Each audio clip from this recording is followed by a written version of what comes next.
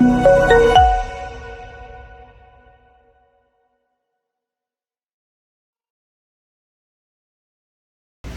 시간 기도하고 금요 기도 예배 시작하겠습니다. 우리를 구원하신 하나님, 이 시간 마음과 정성과 뜻을 다하여서 우리 입술의 고백으로 하나님을 높이길 원합니다. 이곳에 임재하신 하나님, 이곳에 우리의 예배를 받아주시고 또 하나님께서 말씀으로 말씀하여 주셔서 우리가 그 말씀을 붙들고 기도할 때에 우리의 모든 기도의 제목들이 응답받는 시간 될 수 있도록 하나님께서 함께하여 주시옵소서. 그 말씀 예수님의 이름으로 기도합니다. 아멘.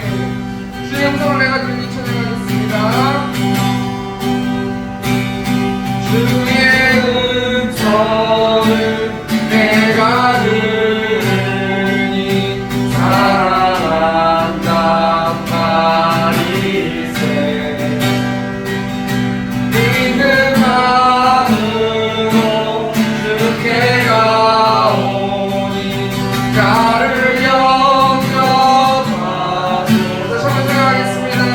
주의 음성을 내가 들으니 사랑한단 말이세.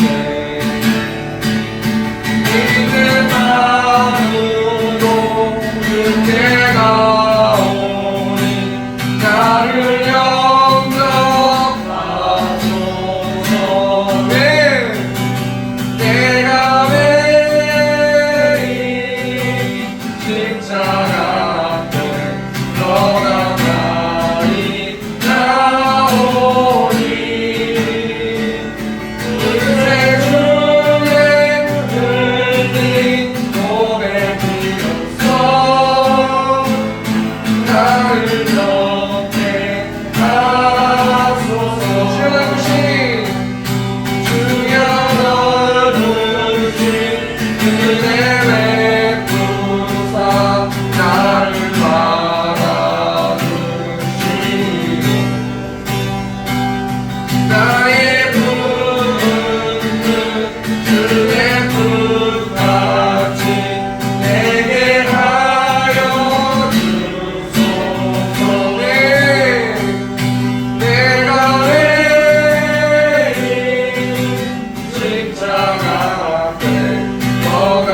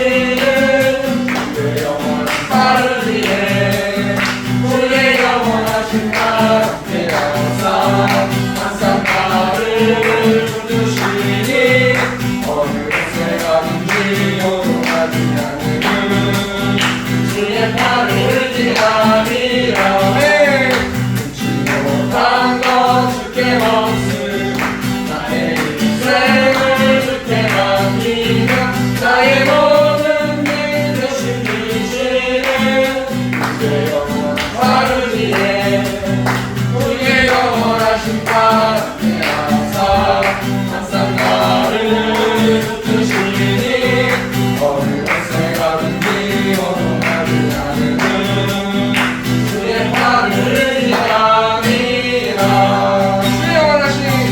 주의 영원하신 함께 하사 항상 나를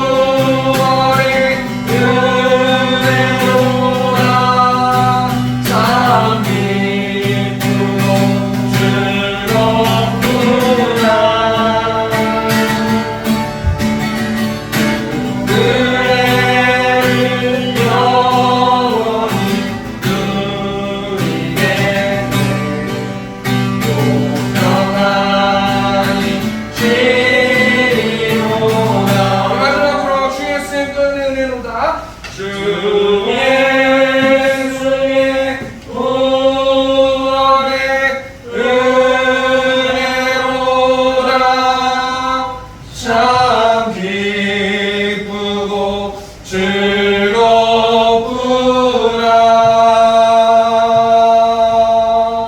그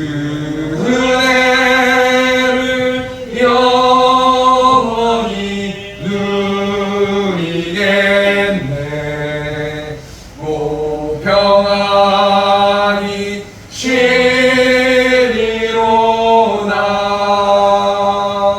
네. 이 시간 성경 공독하도록 하겠습니다. 오늘 보신 하나님의 말씀은 열왕기상 19장 1절에서 16절 말씀입니다. 열왕기상 1절에서 16절 말씀, 구약성경 549페이지에 있습니다. 제가 공독하겠습니다. 아합이 엘리야가 행한 모든 일과 그가 어떻게 모든 선지자를 칼로 죽였는지를 이세벨에게 말하니, 이세벨이 사신을 엘리야에게 보내어 이르되, 내가 내 이맘때에는 반드시 내 생명을 저 사람들 중 한 사람의 생명과 같게 하리라. 그렇게 하지 아니하면 신들이 내게 벌을 내림이 마땅하니라 한지라.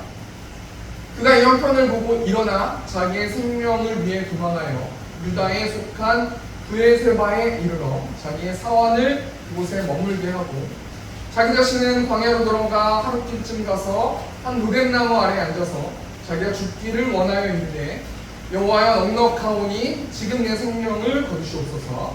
나는 내 조상들보다 낫지 못함이다 하고 로뎀나무 아래에 누워 자더니 천사가 그를 어루만지며 그에게 이르되 일어나서 먹으라 한지라. 본즉 머리맡에 숯불에 구운 떡과 한 병 물이 있더라. 이에 먹고 마시고 다시 누웠더니 여호와의 천사가 또다시 와서 어루만지며 이르되 일어나 먹으라. 내가 갈 길을 다 가지 못할까 하노라 하는지라.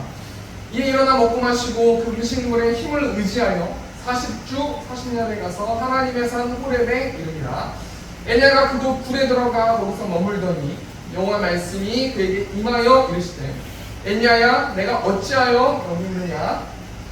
그가 대답하되, 내가 만군의 하나님 여호와께 열심히 유별하오니 이는 이스라엘 자손이 주의 언약을 버리고 주의 제단을 헐며 칼로 주의 선지자들을 죽였으며 오직 나만 남았거늘 그들이 내 생명을 찾아 빼앗으려 하나이다.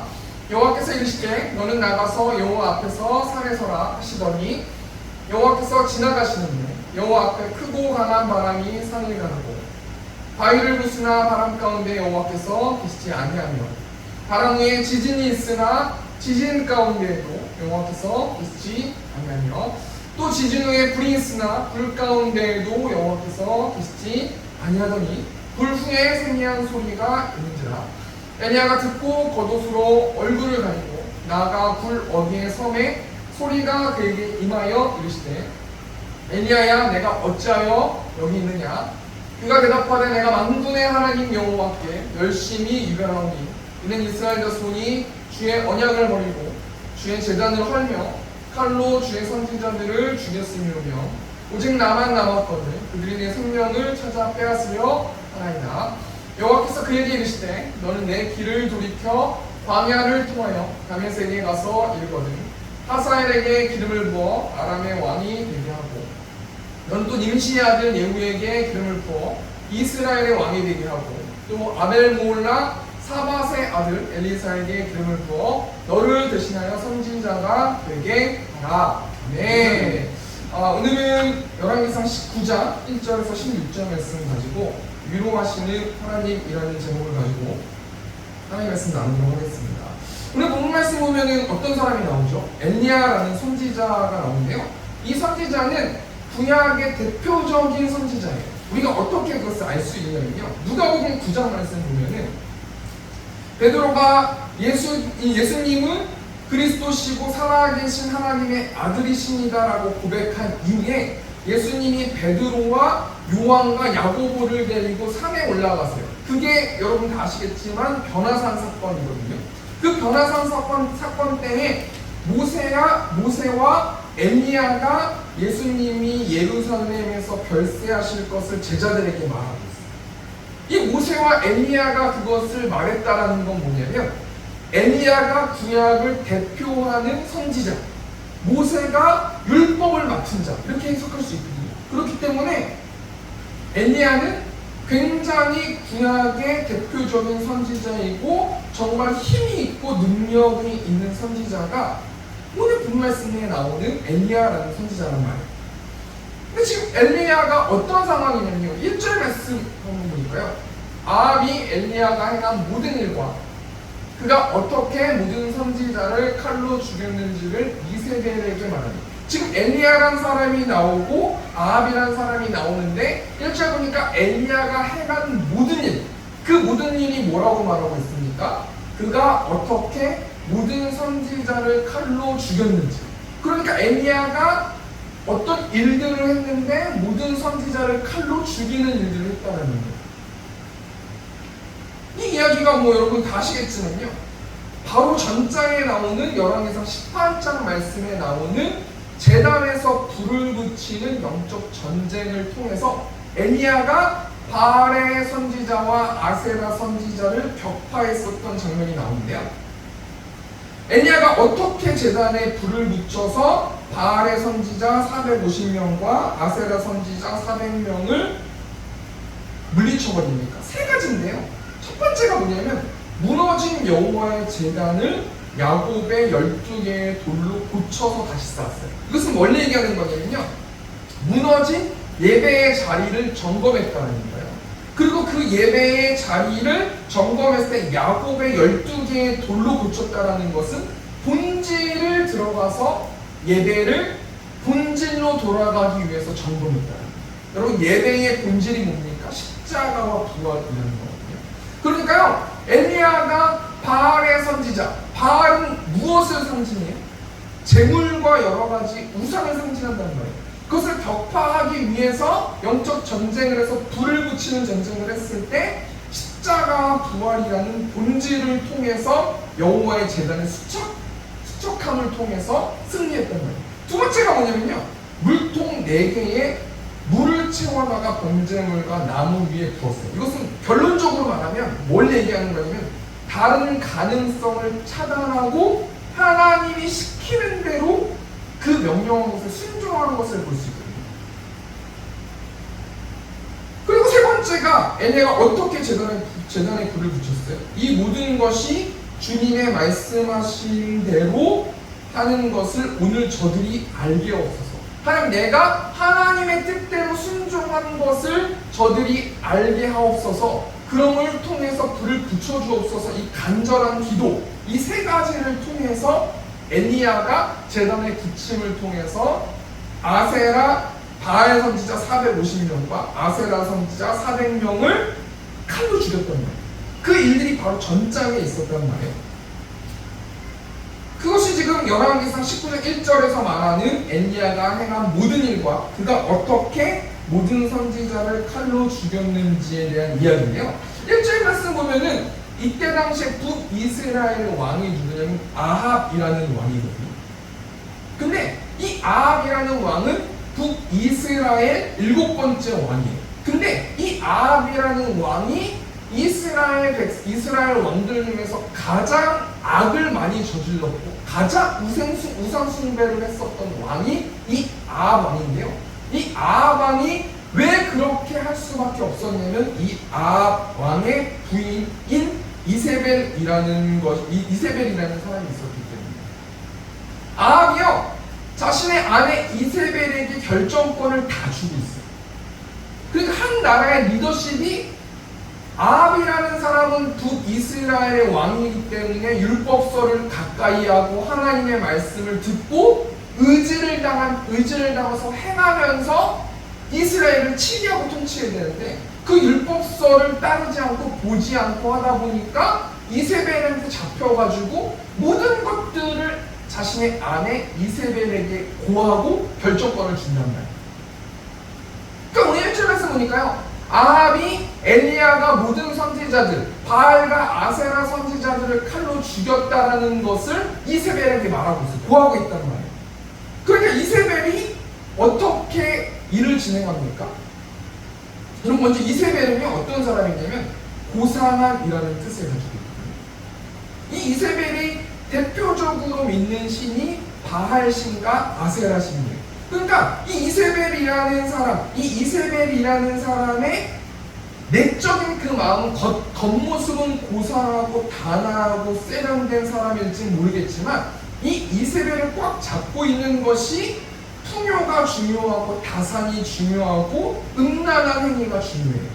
왜냐하면 이 바알 신전에서 제사할 때 음란 행위를 통해서 제사를 드렸단 말이에요. 그러니까 그런 가치관을 가지고 있는 이세벨이 이 아합이 말했던 이야기, 엘리야가 모든 바알의 선지자를 죽였다라는 이 얘기를 이세벨에게 이야기하니까 이세벨이 굉장히 화가 나가지고요. 어떻게 말합니까? 2절 말씀. 2절 말씀 보니까 이세벨이 사신을 엘리야에게 보내어 이르되 내가 내일 이맘때에는 반드시 내 생명을 저 사람들 중 한 사람의 생명과 같게 하리라. 그렇게 하지 아니하면 신들이 내게 벌 위에 벌을 내리니 마땅하니라 한지라. 한마디로 뭐겠어요? 내가 내일 반드시 엘리야 너를 죽일 것이다. 내가 만약에 그렇게 행하지 않으면 내가 믿고 있는 바알 신이 나에게 벌을 내려도 마땅하다. 이게 무슨 말이에요? 한마디로 내가 널 죽일 거다. 왜 죽인다라는 거예요? 내가 믿고 있는 바알 신을 섬기는 그 선지자들을 이 엘리야라는 선지자가 죽였기 때문에. 그리고 오늘 본 말씀 보니까요, 엘리야 선지자가 영적 전쟁에서 승리하고 영적으로 권위가 있고 구약 성경을 대표하는 선지자임에도 불구하고 이 엘리야가 어떤 행동을 합니까? 오늘 3절 말씀 보니까 그가 이 형편을 보고 일어나 자기의 생명을 위해 도망하여 유다에 속한 부엘세바에 이르러 자기의 사환을 그곳에 머물리라. 그가 이 형편을 보고, 이 형편이 뭐예요? 이세벨이라는 아합의 아내가 나를 죽인다라는 이 말을 이 이세벨의 사신을 통해서 들었어요. 이 형편을 보고 어떡합니까? 자기의 생명을 위해서 도망해요. 여러분, 엘리야라는 선지자는 누구를 위해서 존재하는 거냐면 하나님 나라를 위해서 존재하는 사람이에요. 하나님을 위해서 존재하는 사람이 이 엘리야 선지자라는 거예요. 그런데요, 엘리야 선지자가 자기의 생명을 위해, 자기의 생명, 내가 죽으면 어떡하지? 나라는 이 자아에 묶여버리니까요, 어떤 일들이 벌어지냐면 겁쟁이가 되어버립니다. 그래서 엘리야가 지금 어디에 있어요? 4절 말씀 보면 자기 자신은 광야로 들어가 하룻길쯤 가서 한 노देख나무 아래에 앉아서 자기가 죽기를 원하여 이르되 여호와여 넉넉하오니 지금 내 생명을 거두시옵소서. 나는 내 조상들보다 낫지 못하니이다 하고. 여러분, 이 엘리야라는 선지자가 자기를 생각하니까요 두려워집니다. 하나님을 생각하고 하나님 나라를 생각하고 하나님의 일들을 생각했을 때는요 950대 1로 영적 전쟁을 했을 때에도 두려워하지 않았던 엘리야 선지자가 자기의 생명을 위해서 고민하고 그 안에 들어가 버리니까요, 자기가 지금까지 했었던 모든 사역들이 부정되면서 하나님, 나는 죽기를 원합니다. 난 더 이상 여한이 없습니다. 난 죽어도 괜찮습니다. 너무 힘듭니다. 지칩니다. 낙심됩니다. 이렇게 말해버렸다는 거 아니겠습니까?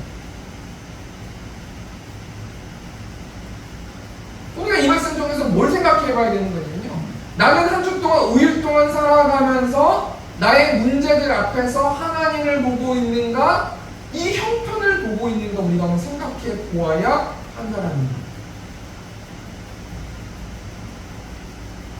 민수기 13장 말씀 보면은 12정탐꾼을 모세가 가나안 땅에 보내잖아요. 여러분 많이 아시는 말씀이기 때문에 12정탐꾼이 정탐하고 와서 10명의 정탐꾼들이 그곳에는 아낙 사람이 있습니다. 그곳에 가면 죽습니다. 라고 보고한단 말이에요. 그 팩트거든요. 정확한 말이거든요. 근데 2명의 정탐꾼 여호수아와 갈렙은 그곳은 적과 꿀이 흐르는 땅입니다. 그곳을 진격하면은 하나님이 우리에게 그 가나안 땅을 주실 겁니다. 라고 보고하거든요. 10명의 정탐꾼과 2명의 정탐꾼 차이가 뭐예요? 10명의 정탐꾼은 이 형편을 보고 말하는 거예요. 그 형편을 보고 말하고 정확한 사실을 말하는데요. 이 2명의 정탐꾼은 이 형편을 보는 것이 아니라 하나님을 바라보면서 말했다는 거예요. 그런데 이 보고를 들은 이스라엘 백성들이 어떻게 행동해요? 이 민수기 13장 33절 말씀 보니까 거기서 네피림 후손인 아낙 자손의 거인들을 보았다니 우리는 스스로 보기에도 메뚜기 같으니 그들이 보기에도 그와 같을 것이니라. 그 아낙 자손을 보니까 내 존재가 메뚜기 같아 보인다는 거예요. 그리고 그곳에 있는 사람들도 나를 보면 나를 메뚜기라고 생각할 것입니다 라고 말하거든요. 여러분, 언제부터 이스라엘 백성들이 전쟁해서 자신의 힘으로 언제부터 전쟁했습니까? 애굽을 탈출할 때 이스라엘 백성들이 한 것이 아무것도 없어요.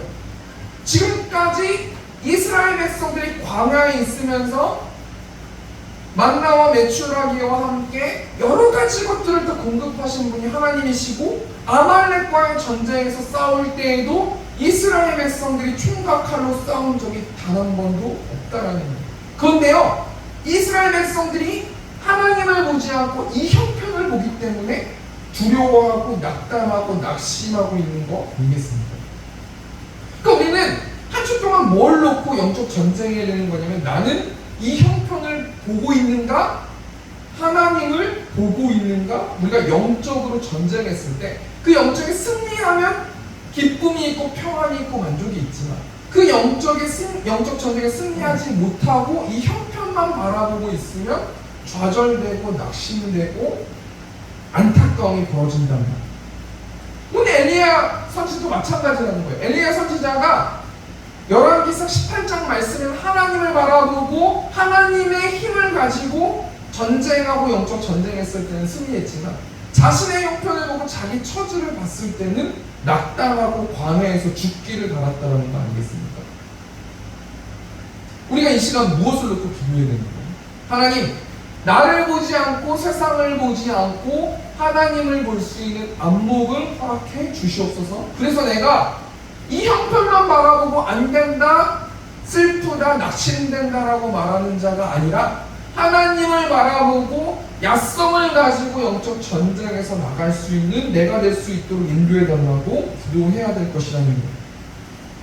이런 상황 속에서 하나님께서 엘리야 선지자를 위로하시는데, 오늘 본 말씀 통해서 세 가지만 생각해보고 그리고 적용하면서 좀 기도했으면 좋겠습니다. 첫 번째로 하나님께서 엘리야 선지자를 어떻게 위로하십니까? 간단하게 첫 번째로 어떤 것으로 위로하냐면요, 음식물을 먹이시면서 위로하신다는 거예요. 5절 말씀 보니까요, 로뎀나무 아래에 누워 자더니 천사가 그를 어루만지며 그에게 이르되 일어나서 먹으라 하는지라. 지금 엘리야 선지자는 자기 형편을 바라보고 지치고 낙담돼가지고요, 광야에 숨어가지고 아무도 없는 곳에서 누워서 잤대요. 이 누워서 잤다라는 이 액션은 무엇을 의미하는가요? 어찌 보면 자포자기, 어찌 보면 하나님께 반항, 어찌 보면 될 대로 되라, 나도 모르겠다, 이제는 뭐 안녕 말지 뭐, 이런 상황이란 말이에요. 그때 하나님께서 천사를 보내셔가지고 엘리야를 어떻게 위로하세요? 어루만지시면서 일어나서 먹으라 하는지라, 먹을 것을 주었다는 거예요. 1절 말씀 보니까요, 보증 머리밭에 숯불에 둔 떡과 한 병 물이 있더라. 이에 먹고 마시고 다시 누웠더니, 지금 엘리야는요, 천사가 준 양식을 먹었는데도 부족해요. 자포자기해요. 활력이 없어요. 의지가 없어요. 그리고 피곤하고 지쳤어요. 그래서 이 천사가 준 떡과 여러 가지 물을 먹고 다시 누워서 잤어요. 모르겠다, 나도 이거 가지고 나 못 일어난다, 이런 거 아니겠습니까? 7절 말씀 보니까 여호와의 천사가 또다시 와서 어루만지며 이르되 일어나 먹으라, 내가 갈 길을 다 가지 못할까 하노라 하는지라. 여러분, 하나님께서 천사를 사용하셔서 왜 엘리야 선지자를 먹여주세요? 갈 길을 가야 되기 때문에. 7절 말씀 보니까 내가 갈 길을 다 가지 못할까 하노라. 이 말씀 통해서 뭘 생각해 봐야 되냐면, 하나님은 엘리야를 쓰시기로 작정하시고 엘리야가 지쳤음에도 불구하고 반드시 엘리야를 쓰신다는 거예요. 엘리야가 지쳤어? 그럼 너 여기서 쉬고 있어. 내가 다른 사람 쓸 거야 라고 말하지 않고요. 하나님은 한 번 부르신 사람을 먹이시면서까지 하나님이 사용하시는 분이 우리의 하나님이시라는 거 아니겠습니까? 그 8절 말씀 보니까요. 이에 일어나 먹고 마시고 그 음식물의 힘을 의지하여 40주 40야를 가서 하나님의 산 호렙에 이르니라. 하나님께서 음식을 주셨어요. 그래서 음식물의 힘을 의지해서 40일 동안 걸어서 쉬지 않고 걸어서 하나님의 산 호렙에 이르렀어요. 우리가 이 말씀 중에서 뭘 생각해봐야 돼요? 하나님의 소망을 잃어버려서 지쳐있는 엘리야에게 어떻게 행동하시냐면요, 음식물을 먹이신다는 거예요. 우리가 사역을 하거나 카리스마가 있는 리더십을 가지고 있는 사람들은 이렇게 말할 수 있어요. 그렇게 해서 되겠니? 그렇게 나약해서 되겠니? 지쳐서 되겠니? 근데 하나님은요, 기도만 해주신 것도 아니고 안수만 해주신 것도 아니고 너무 나약하다 정죄하시는 분이 아니세요. 하나님은 지쳐있고 낙심되어 있는 선지자를 어루만져 주신다는 거예요. 그럼 하나님만 그렇습니까? 예수님도 먹을 것을 주시면서 베드로를 위로하셨어요. 베드로가 3번 부인해가지고 낙담하고 있을 때, 그 삶의 터전으로 돌아가서 고기를 잡고 있을 때 고기를 잡게 해주시고 예수님께서 어떻게 하셨어요? 생선을 숯불에 구워서 먹이시면서 베드로를 위로하셨어요. 우리가 이 말씀 통해서 뭘 생각해 봐야 되는 거냐면요, 사역이라는 것은 말씀만 한다고 다 되는 것이 아니라는 거예요. 우리가 주위에 있는 사람들한테 복음을 전할 때나 우리가 주위에 있는 사람들한테 크리스찬으로서 본을 보일 때 어떻게 하는 거냐면 말씀만 준다고 해서 그 사람들이 변화되는 것은 아니라는 거예요. 어떨 때는 먹여야 될 때가 있고요, 어떨 때는 기도해야 될 때가 있고요, 어떤 때는 복음을 전할 때가 있다는 거예요. 우리가 뭘 적용해 봐야 되는 거냐면요, 이 말씀 앞에 우리의 믿음을 증명해야 된다는 거예요. 야고보서 2장 15절 말씀 보니까요, 만일 형제나 자매가 헐벗고 일용할 양식이 없는데 16절 말씀 보면 너희 중에 누구든지 그에게 이르되 평안히 가라, 덥게 하라, 배부르게 하라 하며 그 몸에 쓸 것을 주지 아니하면 무슨 유익이 있으리요? 이와 같이 행함이 없는 믿음은 그 자체가 죽은 것이다. 하나님께서 뭐라고 말씀하시는 거예요? 하나님이 엘리야를 음식물을 주면서 먹이면서 위로하셨던 것처럼 우리도 예수님의 제자답게 우리의 주위에 있는 사람들을 돌보면서 말로만 저 사람은 왜 저렇게 할까? 왜 이렇게 할까? 왜 저렇게 할까? 말로만 떠들어대는 것이 아니라 믿음을 보임으로 평안히 가라, 덥게 하라, 배부르게 하라 하면서 그 몸에 쓸 것을 주지 않으면 무슨 유익이 있겠니? 직접적으로 그 사람이 뭘 요구하는지를 물어보고 도와줘야 되지 않겠니? 이렇게 말씀해 주신다는 거예요. 첫 번째 되게 정리하니까요. 하나님께서 엘리야를 어떻게 위로하세요? 음식물을 먹이시면서 위로하세요. 우리가 이 시간 좀 이따 기도할 때 하나님, 안타까워서 지쳐있고 낙심되어 있는 영혼들을 기도를 통해서 보게 하시고 나의 달란트와 나의 능력과 나의 재물과 나의 여러 가지 것들을 통해서 그 영혼을 돌볼 수 있는, 그 영혼을 볼 수 있도록 도와주십시오 라고 우리가 기도하는 시간 됐으면 좋겠습니다. 우리 두 번째로 하나님께서 엘리야를 어떻게 위로하십니까? 세미한 소리로 말씀하시면서 위로하시는데, 엘리야 선지자가 하나님이 먹이신 음식물을 먹고 브엘세바에서 호렙산까지 350km를 걸어서 이동했어요. 그래서 호렙산에 머물렀어요. 그리고 9절 말씀 보니까요, 엘리야가 그곳 굴에 들어가 거기서 머물더니 여호와의 말씀이 그에게 임하여 이르시되 엘리야야 내가 어찌하여 여기 있느냐 라고 말씀하십니다. 이때 엘리야의 내적인 마음이 10절 말씀에 담겨있는데요, 10절 말씀 보니까 그가 대답하되 내가 만군의 하나님 여호와께 열심히 유별하오니, 여기서 열심히 유별한다는 말이 무슨 말이냐면 하나님, 내가 하나님을 얼마나 열정적으로 섬겼습니까? 이 얘기거든요.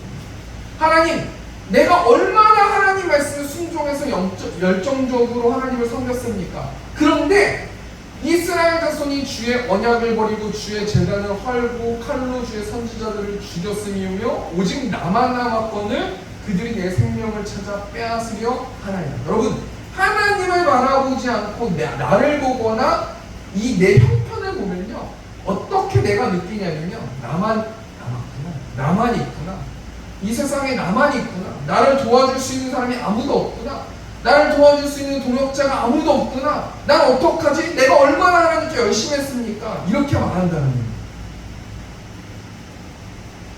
형편만 보고 있으면요, 나만 있다고 느낀다는 거예요. 그런데 하나님을 바라보면은 똑같은 상황임에도 불구하고 그렇게 생각하지 않는다라는 거 아니겠습니까? 이 모습을 지켜보고 하나님께서 뭐라고 말씀하시는 11절 말씀 보니까 여호와께서 이르시되 너는 나가서 여호와 앞에서 산에 서라 하시더니 여호와께서 지나가시는데 여호와 앞에 크고 강한 바람이 산을 가르고 마이를 부수나 바람 가운데 여호와께서 계시지 아니하네. 바람 위에 지진이 있으나 지진 가운데에도 여호와께서 계시지 아니하네. 또 지진 후에 불이 있으나 불 가운데에도 여호와께서 계시지 아니하더니 불 후에 세미한 소리가 있는지라. 하나님이 자신을 계시하시고 나타내 보여주시고 위로하시기 위해서 나타내 주시는데요, 강한 바람도 아니고 지진도 아니고 불도 아니고 세미한 소리로 나타나주세요. 왜 그렇습니까? 지금 엘리야는요, 강한 바람을 봐도요 위로가 되는 게 아니에요. 불을 봐도 위로가 되는 게 아니고 바람을 봐도 위로가 되는 게 아니에요. 진실한 하나님의 세미한 음성을 통해서 위로받을 수 있다는 거 아니겠습니까? 하나님께서 이때 무엇을 말씀하셨겠습니까? 넌 나를 사랑하니? 나는 지금 너와 함께 있는데 너는 무엇을 보고 있니? 이 간략한 문장의 말을 정말 조심히 예의 있게 사랑하는 마음을 담아서 엘리야에게 하나님께서 세미한 음성으로 말씀해 주셨다는 거예요. 우리가 이 말씀 중에서 뭘 생각해 봐야 되느냐면요, 예수를 주라고 시인하는 사람들은 성령 하나님께서 그 사람의 마음 안에 내주하거든요. 내주하신단 말이에요. 그리고 그 하나님께서 세미한 음성과 소리로 매 순간순간마다 성도들의 마음을 두들기면서 세미한 소리로 말씀하세요. 넌 지금 어디를 보고 있니? 무슨 생각을 하고 있니? 이렇게 계속 살아갈 거니? 넌 날 사랑하니? 수도 없이 끊임없이 마음 가운데서 성령 하나님께서 세미한 소리를 내신단 말이에요. 그 세미한 소리에 순종하는 사람들은 상황과 형편과 상관없이 사랑의 열매, 희락의 열매, 오래 참음의 열매, 절제의 열매, 양성의 열매를 맺는단 말이에요. 그런데 이 세미한 소리를 불순종하는 사람들은 상황과 형편에 상관없이 계속해서 시기, 질투, 음란, 욕심, 그런 열매를 맺고 사람에게 완전히 붙잡혀가지고 이리저리 끌려다니는 삶을 살아간다는 거 아니겠습니까? 우리가 이 시간 가운데 뭘 놓고 기도했으면 좋겠냐면요, 매 순간순간마다 하나님께서 들려오는 세미한 음성을 우리가 기도할 때 하나님께서 말씀해 주시고 따뜻하게 말씀해 주셔서 우리가 어떤 나침판을 가지고 어디로 가야 하며 나는 어떻게 살아가야 하며 나는 어떻게 하나님을 전하면서 살아가야 되는지 우리가 오늘 기도 시간에 묻는 우리 세움교회 성도들 되셨으면 좋겠습니다. 우리 두 번째 정리하니까요, 하나님께서 엘리야를 어떻게 위로하십니까? 세미한 소리로 말씀하시면서 위로하세요.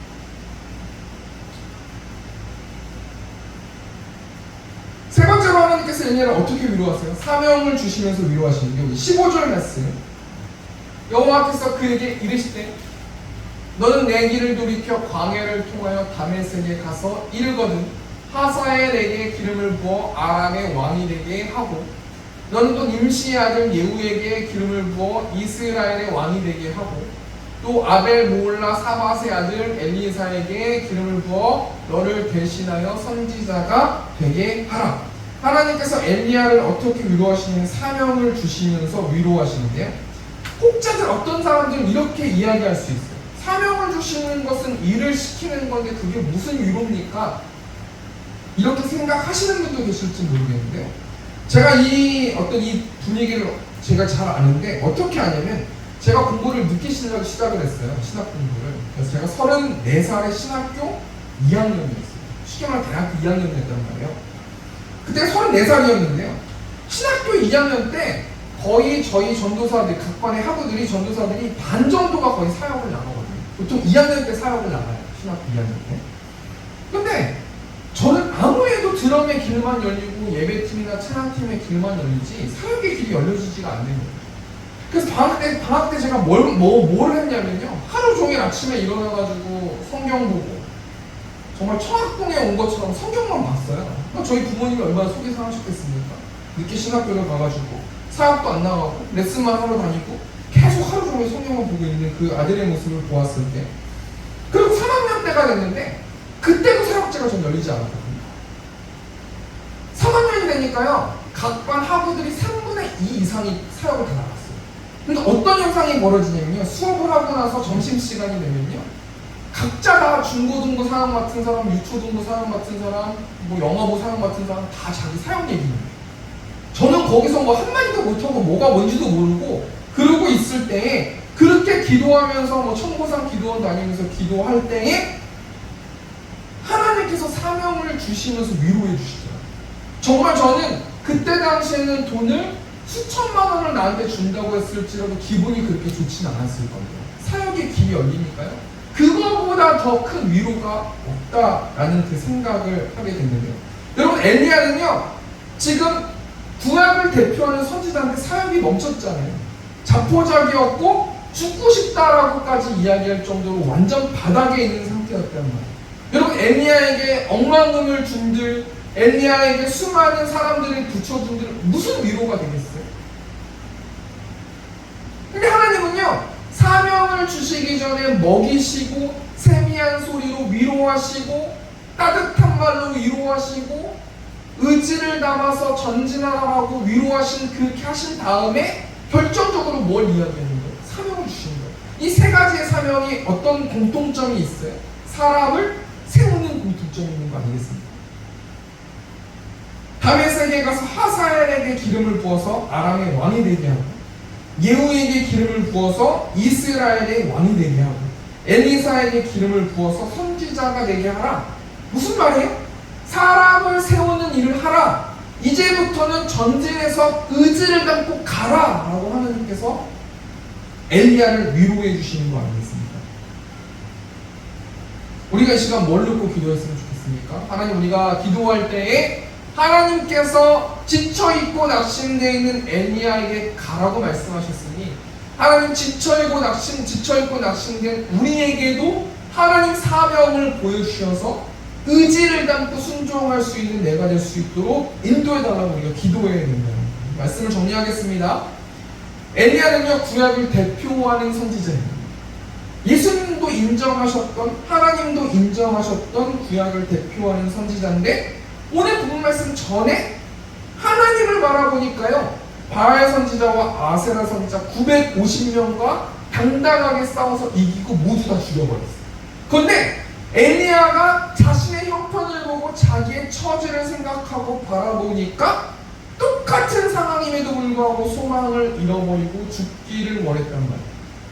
이때 하나님이 엘리야 선지자를 버린 게 아니라 하나님이 엘리야 선지자를 찾아가셔서 세 가지로 위로하셨는데, 음식을 먹이시고 세미한 소리로 말씀하시면서 위로하시고 사명을 주시면서 위로하셨다는 거예요. 우리가 적용하면서 어떻게 기도하기를 원합니까? 엘리야는 하나님을 바라보지 못했는데요, 그래서 엘리야는 낙심했어요. 지금 우리들은 하나님을 어떻게 바라보면서 기도해야 됩니까? 여러분 다 아시겠지만 예수님을 통해서 우리는 하나님을 바라볼 수 있고요, 예수님을 통해서 우리는 하나님을 만날 수 있고, 예수님을 통해서 하나님의 말씀을 우리가 들을 수 있단 말이에요. 여러분, 예수님 안에는 무엇이 있어요? 평안이 있어요. 제가 제일 예수님이 사랑스럽고 좋은 게 뭐냐면, 예수님 안에는 자극적인 게 있고 쾌락적인 게 있고 완벽한 기쁨이 있고 어떤 이런 거라기보다요, 예수님 안에는 잔잔한 우리 마음을 가득 채우는 평안이 있는 줄 있습니다. 우리 시간 평안은 너에게 주노라, 우리 시간 찬양하시면서 오늘 주신 하나님 말씀을 가지고 우리는 기도했으면 좋겠습니다.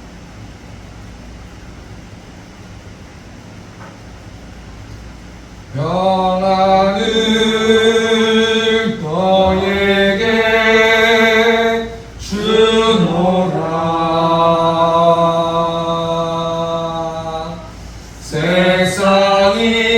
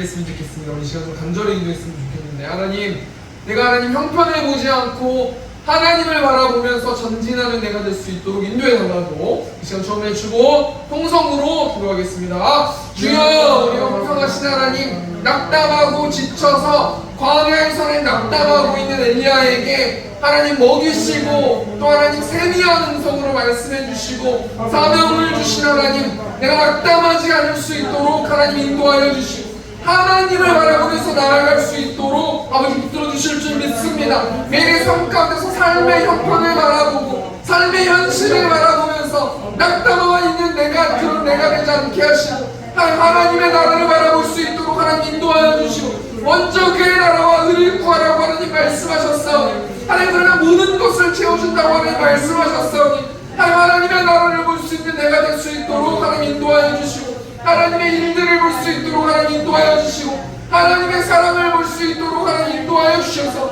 하나님 믿음을 가지고 전진하면서 나아갈 수 있는 내가 될 수 있도록 아버지께서 많이 붙들어 주실 줄 믿습니다. 이곳에 낙담하고 쓰러져 있는 영혼들이 있다면 하나님의 사랑을 부어주셔서 하나님 독소리가 날개춤같이 올라갈 수 있는 시간 될 수 있도록 아버지 붙들어 주시고 이 시간에 기도하고 하나님께 간절히 구할 때에 하나님께서 성령 충만하게 임재하여 주셔서 그들의 마음 가운데 평안함을 허락하여 주시고 사랑을 허락하여 주시고 만족할 수 있는 그런 마음을 허락하여 주셔서 하나님이 기뻐하는 금요일의 기도에 가질 수 있도록 아버지께서 축복하여 주시고 함께하여 주시옵소서.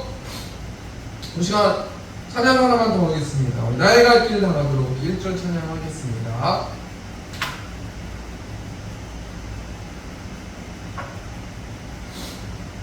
나의 갈 길 가가도록 예수 인도하시니 예주 안에 있는 근육 얻으시나리요 믿음으로 사는 자는 나를 위로 가겠네.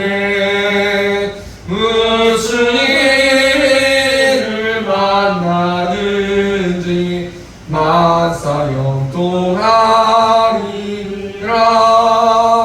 무슨 일을 만나든지 만사 영통하리라. 천천히 하겠습니다.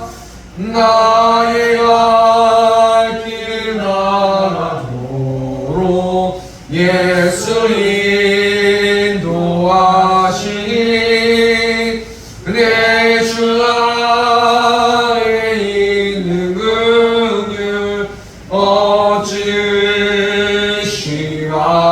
얻으시나리요 믿음으로 사는 자는 하늘 위로 가겠네.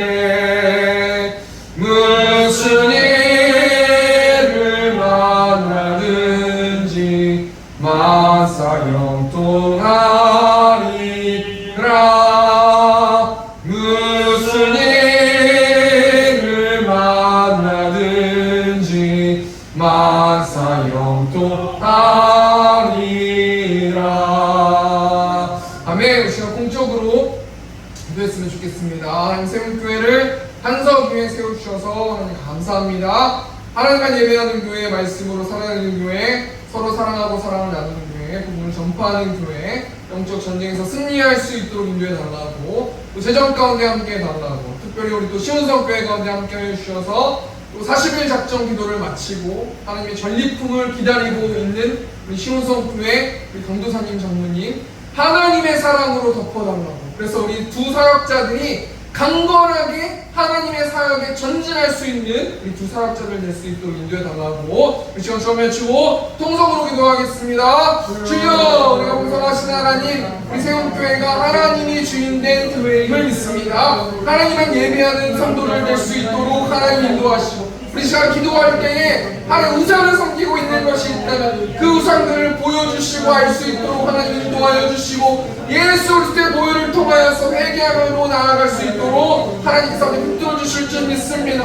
우리 성도들이 말로만 떠들어내는 것이 아니라 말씀으로 살아내는 우리 새롭게 성도들 될 수 있도록 하나님께서 함께하여 주시고 서로 사랑하라고 말씀하셨습니다. 이 사랑을 나누라고 하나님 말씀하셨습니다. 우리 성도들이 서로 사랑할 수 있도록 아버지 붙들어 주시고 복음을 전함을 통하여 사랑을 나눌 수 있는 우리 새롭게 성도들 될 수 있도록 하나님께서 붙들어 주시고 함께하여 주시고 영적 전쟁 가운데서 승리할 수 있도록 아버지께서 함께하여 주시고 최종 가운데서 함께하여 주실 줄 믿습니다. 우리 시온성교회 세워주셔서 하나님 감사합니다. 40일 예배와 기도를 마치고 하나님 온전히 하나님 전리품을 기다리고 있는 가운데 있습니다. 하나님의 사랑을 부어주시고 사역을 볼 수 있도록 하나님 인도하여 주시고 사람들을 붙여주셔서 하나님께서 하나님의 타협인에 붙여주셔서 하나님 시온성교회가 강건하게 세워질 수 있도록 아버지 붙들어주시고 우리 등사역자분들에게 하나님 성령 충만할 수 있도록 아버지 인도하여 주시고 세상만 형편만 바라보는 것이 아니라 하나님을 바라보면서 전진하면서 나아갈 수 있도록 하나님 인도하여 주시고 그 가정에는 방주의 가정 될 수 있도록 하나님 인도하여 주셔서 그 가정의 모든 구성원들이 하나님 세우시고 성회를 사랑할 수 있도록 세울 수 있도록 하나님 인도하여 주셔서 많은 영혼들을 붙여주셔서 온전히 하나님이 기뻐하시는 시온성회 될 수 있도록 아버지께 축복하여 주실 줄 믿습니다. 사랑과 은혜가 풍성하신 하나님, 이 시간 우리가 기도하길 원합니다. 우리의 마음을 찢어서 하나님 기도할 때에 하나님께서 우리의 기도를 흠양하여 주시고 사람들을 눈치 보면서 기도하는 것이 아니라 나와 하나님의 관계 속에서 하나님 나를 불쌍히 여겨주십시오. 내가 하나님의 뜻을 따르길 원합니다. 이런 마음을 가지고 우리가 하나님 기도할 때에 하나님께서 응답하시고 선한 길로 인도하여 주시옵소서. 말씀 예수님의 이름으로 기도합니다. 네, 우리 시간 음악 들어드릴 테니까 각자 기도하고 돌아가시면 감사하겠습니다.